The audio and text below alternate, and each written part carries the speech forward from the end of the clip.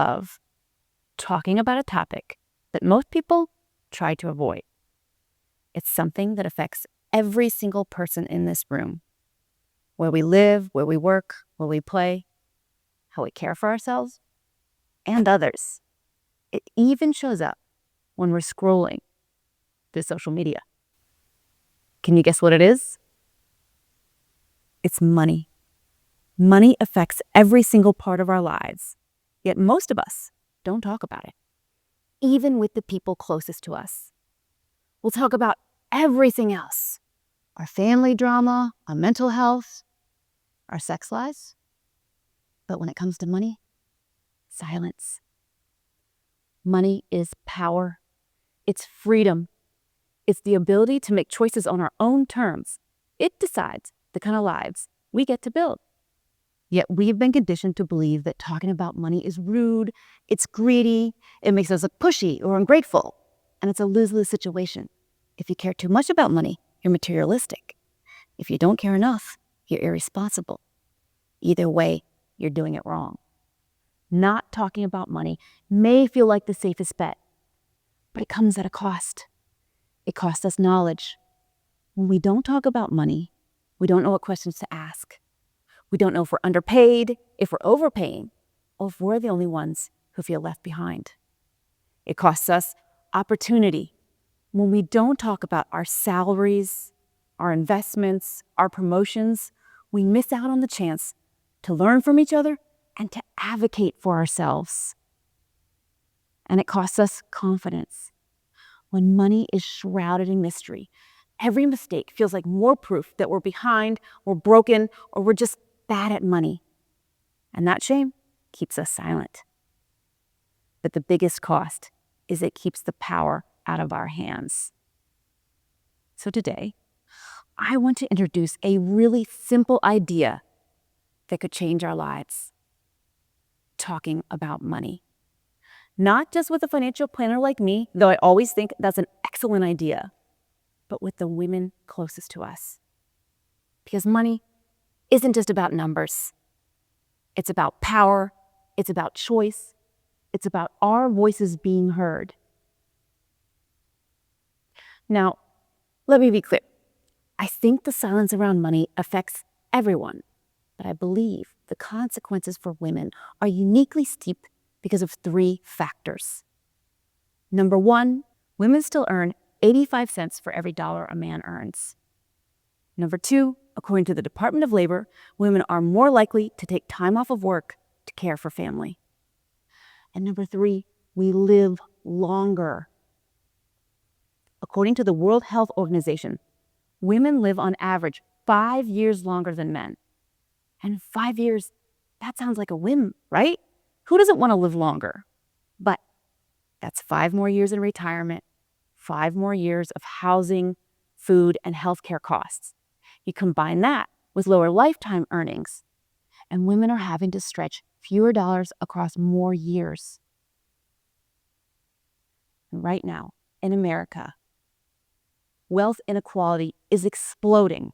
According to the Federal Reserve, the top 0.1% of Americans control more wealth than the bottom 50%, and women, especially single mothers and women of color, are the most at risk of being left behind. Without open access to education, opportunity, and honest conversations about money, that gap will only widen. But that's not the only reason I think this idea is so important right now. In America, something called the Great Wealth Transfer is underway. Baby boomers, the wealthiest generation in American history, are passing down trillions of dollars in assets. And according to McKinsey, right now, women control about a third of the wealth in America. But within 1 generation, we're likely going to control more than half of the wealth. This has never happened in the history of our country. And here's the really remarkable thing. When women have wealth, we share it. According to Women Give 2024 and many other similar studies, women are more charitable and more likely to give to our causes and our communities. We fund movements not just lifestyles. One high-profile example you may have heard of is Mackenzie Scott. She's an author, an early contributor to Amazon, and she's Jeff Bezos' ex-wife. According to AP News, she has already donated over $19 billion to causes that support equity and opportunity. Another example you may not have heard of is Dr. Ruth Gottesman. She's a retired professor at the Albert Einstein College of Medicine. And according to AP News, she has made a $1 billion gift to her school to make tuition permanently free for all current and future students at that school. Think about the lasting impact of a gift like that. And then there's Dolly Parton, my favorite philanthropist. She has used her immense wealth to do amazing things, including funding her Imagination Library, which, according to their live tracking data, has already donated over 270 million books to children all over the world. Because when Dolly gives, she gives big and she gives from the heart. These are the kinds of choices that women make when we have wealth. We lift people up. We build futures. We create a more equitable world for everyone. So yes, the opportunity of this great wealth transfer is massive, but so is the risk.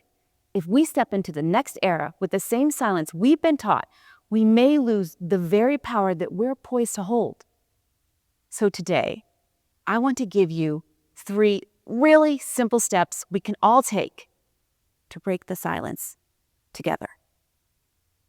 Number 1, start with our inner circles. Talk about money with the women you're closest to. Ask your sister if she feels like she's saving enough for retirement. Ask your best friend if she's ever worried about debt. These conversations will feel awkward at first, but that will change. And when we get a little bit more comfortable, we move on to step 2. Share real numbers. Real numbers turn abstract conversation into valuable information. Start with something simple. The interest rate on your mortgage, or how much you're paying for childcare. And then, maybe, eventually, even your salary. Each real number that we share peels back the curtain and allows us to take a little piece of our power back. And then we move on to step 3. And this is the most important step. Keep talking. Once you start talking about money, don't stop. Share your wins, your losses, your frustrations, because money shouldn't be taboo. It's a huge part of our lives, and you never know when a single conversation with another woman will give her the information she needs to make a life-changing decision. And as we start talking, something interesting will happen. We'll get curious. How much should I be paying for car insurance? What is a good interest rate on a loan? Use your curiosity as fuel to learn. Watch the movies, read the books, Google terms you don't understand, and take notes. Because every piece of information that we gather and share makes us all stronger. The goal isn't for us all to become financial gurus overnight. It's to become women who ask better questions, seek better answers, and make decisions from knowledge, not fear. We don't have to start a revolution unless we want to. We just have to start a conversation. Because when we talk about our money, and especially when it's messy or uncertain, we open the door to connection. And if we all start talking, we will all start learning, and we will all rise together. So today, here's my challenge to you. Take the first step. Start with your inner circle. Your sister, your coworker, your best friend. Ask the questions. Share your stories. Compare notes. Because the most powerful thing women can do with money isn't just earn more or spend less or invest better. It's to break the silence together.